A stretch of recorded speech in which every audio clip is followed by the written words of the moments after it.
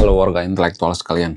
Guys, ketegangan antara Israel dan Turki makin hari makin memanas. Bahkan baru-baru ini Amerika diduga mengusir dubes Turki. Wow, luar biasa. Nah, yang jadi pertanyaan, apakah ini pertanda perang antara Amerika versus Turki dan Israel versus Turki? Apakah Turki akan ditarget selanjutnya setelah Iran? Kemudian bagaimana dengan Erdogan? Ini sudah saya bahas di video saya sebelumnya ya. Ya, menurut keyakinan saya, Erdogan itu cuma omong-omong. Erdogan itu cuma ngegertak doang gitu ya. Dia itu nggak punya nyali guys. Dia itu pesepak bola cuma ngegocek-gocek doang gitu ya. Ya ngegocek-gocek iya, ya golin kagak gitu ya. Jadi kalau saya perhatikan sekarang Amerika itu sudah mulai berpihak pada Israel. Walaupun di media sosial Amerika itu dikata-katain tidak akur dengan Israel. Padahal mereka akur-akur aja gitu ya. Kemudian Erdogan diduga akan menangkap Netanyahu. Guys, jangankan Erdogan. Presiden Amerika sekalipun nggak berhak menangkap Netanyahu. Kenapa saya mengatakan seperti itu? Nanti akan saya jelaskan ya. Kemudian selain itu, ada permasalahan tentang dataran Golan. Jadi tidak hanya dubes Turki di Amerika, ternyata dubes Amerika di Turki juga disuruh pulang guys. Kenapa? Karena ada pernyataan kontroversi seputar dataran Golan. Jadi diduga dataran Golan yang ada di Palestina itu, ya itu ilegal diduduki oleh Israel. Nah, yang jadi pertanyaan, apakah Amerika akan pro terhadap Turki atau Israel? Bagaimana fakta yang sebenarnya? Langsung saja kita ke pembahasannya.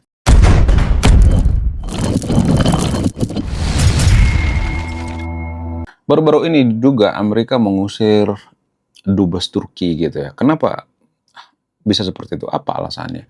Apakah ini dipengaruhi oleh diplomasi gitu? Apakah dipengaruhi oleh tekanan politik di dalam negeri Amerika itu sendiri? Jadi gini guys, berkali-kali saya mengatakan bahwa Israel itu punya kekuatan yang sangat luar biasa. Ada beberapa lapis kekuatan daripada Israel. Ya, Anda tidak salah dengar. Bahkan Amerika sekalipun bisa dikatakan dikontrol oleh orang-orang Yahudi yang pro terhadap Israel. Jadi, itulah asalnya kenapa saya mengatakan bahwa Donald Trump sekalipun tidak bisa menangkap Netanyahu. Karena Donald Trump sekalipun dikontrol oleh orang-orang Yahudi yang ada di Amerika, yang biayai kampanyenya gitu ya. Ibarat di Konoha itu ya, orang Yahudi itu bisa dikatakan seperti, mohon maaf ya, nggak semua tapi disclaimer on ya, ya orang-orang Cindo gitu ya, bisa dikatakan seperti itu. Cindo itu kan yang paling menguasai ekonomi Konoha kan. Hampir 80% yang menguasai ekonomi Konoha itu kan Cindo ya. Jadi orang-orang Yahudi di Amerika itu bisa dikatakan seperti itu, bahkan lebih kuat dari situ gitu. Orang-orang Yahudi di Amerika itu tidak hanya menguasai ekonomi, mereka juga menguasai teknologi, politik dan lain sebagainya. Semua hal mereka kuasai ya, kemudian media gitu ya. Jadi jangankan Erdogan, Donald Trump sekalipun tidak bisa menangkap Netanyahu. Kenapa saya mengatakan seperti itu? Ya ada banyak faktor ya. Karena faktor daripada kecerdasan, faktor daripada diplomasi, faktor daripada relasi orang-orang Israel gitu ya, jaringan gitu ya. Jadi Erdogan itu bisa dikatakan semacam pion gitu ya.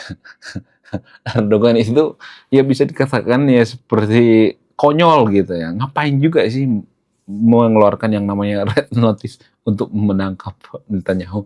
Itu nggak masuk akal. Tapi itu cukuplah gitu ya. Cukup bikin warga Konoha terhibur gitu. Walaupun itu tidak akan terwujud. Karena sudah terbukti sebelumnya.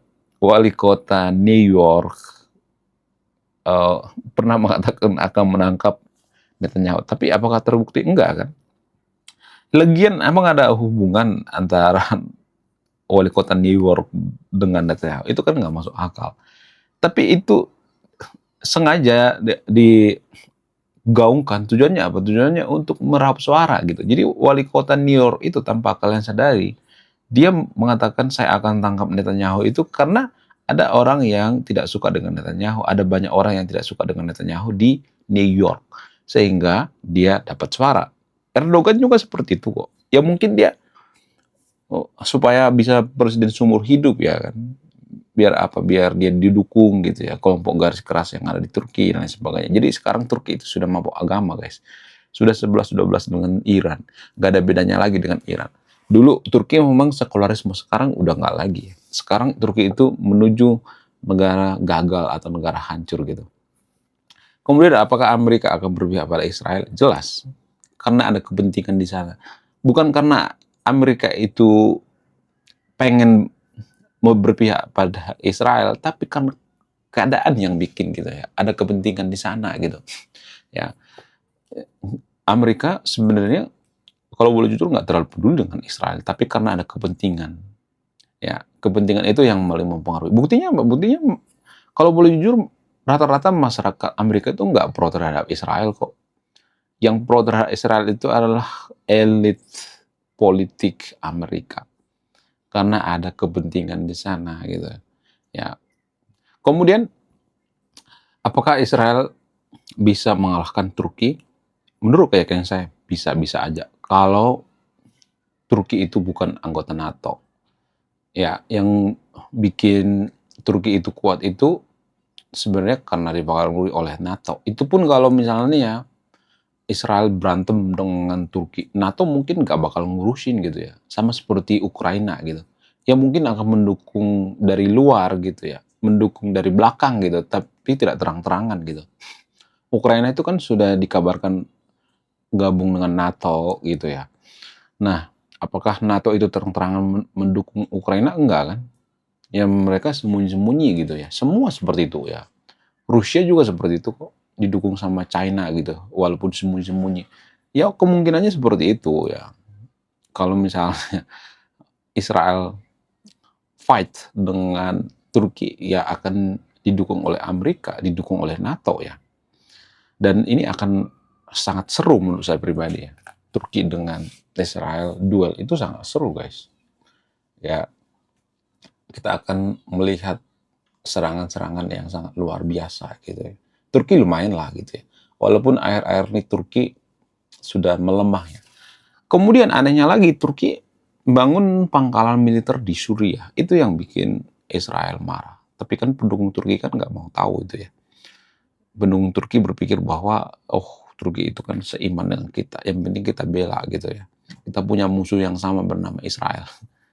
Sehingga mereka mendukung mati-matian, mendukung Turki ya. Kemudian mereka membabi buta gitu ya. Kemudian bagaimana dengan dunia? Jadi kalau saya perhatikan itu karena faktor daripada propaganda. Jadi propaganda itu sangat masif guys ya, terutama di media sosial. Kalau saya perhatikan itu banyak orang membenci Israel itu karena faktor propaganda. Mereka tidak memahami permasalahan yang sebenarnya. Jadi permasalahan Palestina versus Israel itu kan bukan permasalahan yang sangat gampang ya.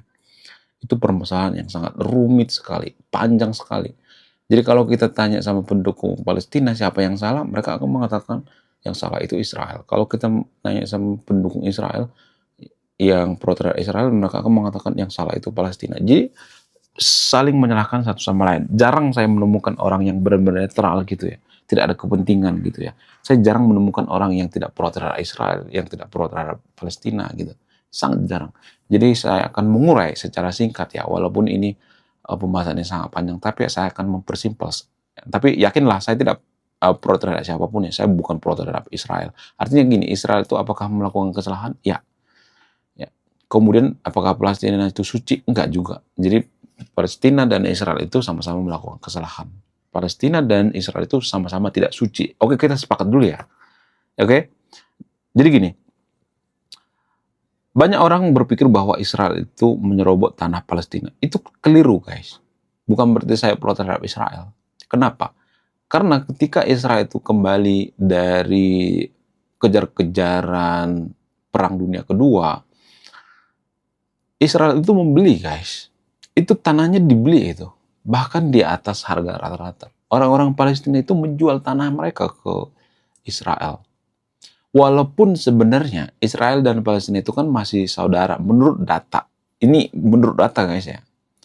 Mereka tuh satu rumpun menurut data dari mana? Menurut data dari penelitian genetik. Jadi genetik orang Israel dan orang Palestina itu masih mirip guys, satu rumpun. Jadi kalau ada orang yang mengatakan orang Palestina itu sebenarnya orang Yunani yang datang ke sana, ada sebagian, tapi sebagian besar mereka itu sudah kawin silang. Ya, jadi genetik mereka itu sudah bercampur. Jadi orang Israel dan orang Palestina itu lebih dekat genetiknya daripada orang Indonesia. Dibandingkan dengan orang Indonesia, genetiknya orang Israel dan orang Palestina itu lebih dekat gitu ya. Kemudian, apakah Israel itu menyerobot tanah Palestina? Nggak bisa dikatakan seperti itu guys. Tapi kalau pendukung Palestina berpikir seperti itu. Mereka beli ya. Kemudian setelah mereka beli, ya tanahnya itu makin luas, makin luas, makin luas. Kenapa makin luas? Apa alasannya? Nah, ada alasannya itu. Alasannya itu karena pada saat Israel mengikrarkan diri atau memerdekakan diri, di hari pertama mengibarkan bendera Israel, Israel itu dikeroyok oleh beberapa negara, dikeroyok oleh Mesir, Yordania, Palestina sekalipun mengkeroyok. Palestina itu ikut mengkeroyok Israel. Kemudian Arab Saudi, ada 10 negara tuh yang mengkeroyok. Nah, ketika dikeroyok, Israel kan terpojok ya. Lalu mereka memukul mundur gitu ya. Mereka menyerang balik. Nah, ketika mereka menyerang balik, mereka menguasai yang namanya tanah Palestina. Itu sebenarnya sejarah yang sebenarnya. Nah, karena mereka menguasai yang namanya tanah Palestina, ya kan saat perang itu kan mereka melakukan perlawanan ya, perlawanan sengit ya. Orang-orang Israel itu melakukan perlawanan sengit. Lalu tanahnya itu dikuasai oleh Israel gitu. Karena apa? Karena mereka menang perang gitu. Nah, yang jadi pertanyaan, apakah kalau kita menang perang itu bagian daripada tanah kita gitu? Misalnya nih Israel nih ya, tanahnya itu makin luas. Apakah boleh mereka menguasai tanah Palestina? Nah, pertanyaan itu harus dibalik juga gitu. Artinya gini, kenapa Palestina menyerang Israel? Ini kan itu yang jadi pertanyaan. Kenapa ikut-ikutan gitu? Kan itu konsekuensi. Ya kan? Sama seperti Konoha misalnya. Ketika Konoha menyerang katakanlah Australia misalnya, atau negara tetangga seperti Malaysia. Kalimantan misalnya nih ya, orang-orang Malaysia Kalimantan itu diserang. Lalu orang-orang Malaysia itu memperluas wilayah mereka karena mereka menang perang gitu. Apakah itu wajar? Ya wajar. Ya karena apa? Karena kita mulai duluan perang gitu. Itu yang jadi permasalahan. Jadi orang-orang Palestina seperti itu. Tapi ya dari sudut pandang Palestina, orang Israel itu dinyatakan menyerobot tanah gitu. Jadi ada berbagai faktor ya. Ada berbagai faktor yang mempengaruhi gitu ya. Tidak bisa dilihat hanya dari satu sudut pandang. Ya, harus dari berbagai sudut pandang. Jadi apakah bisa dikatakan bahwa Palestina itu melakukan kesalahan? Ya, bisa. Israel juga melakukan kesalahan. Jadi sama-sama melakukan kesalahan. Nah, itulah kisah daripada dataran Golan.